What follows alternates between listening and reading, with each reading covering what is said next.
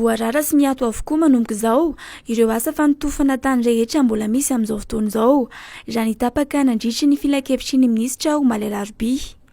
Tsy misy intsony fanomezan-dalana azo avoaka raha tsy mahazo ny fankatoavan'ny filan-kevitry ny minisitra. Tsy manan-kera araka izany izy fanapahana ankoatr'izay. Ho tanana manontolo ireo iraka manokana izay andraikentan'ny polisy ny fanajariana ny tany sy ny polisy ny fanotofana ny tany ho fanaraha-maso ireo asa fanotofana tany na nahazoana lalana izany na tsia.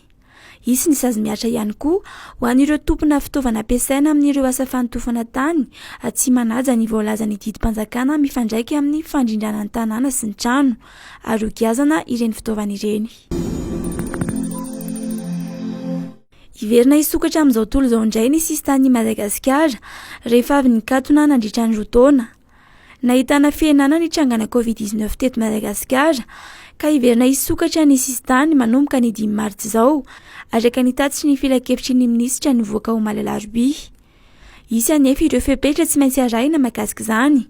Afaka miverina miasa avokoa ireo kompani mpitaterana anabakabaka mitatitra olona na avy eto Madagasikara izany na avy any ivelany fa tsy maintsy manaraka ny fepetra apetraka ny fitondram-panjakana kosa anefa izy ireo araka ny tatitry ny filan-kevitry ny minisitra trany.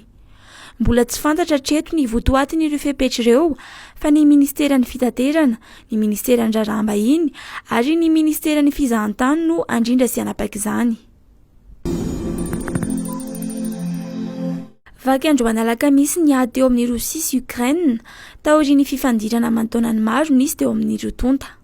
Nandefa bomba voalohany tao Kiev, Ukraine, nitafika Rosiana andro vitsivitsy taoriany nanambarany ny filoha Rosiana Vladimir Poutine fa lasa repoblika maleo tena i Donetsk sy Luhansk izay faritra anatin'ny Donbass.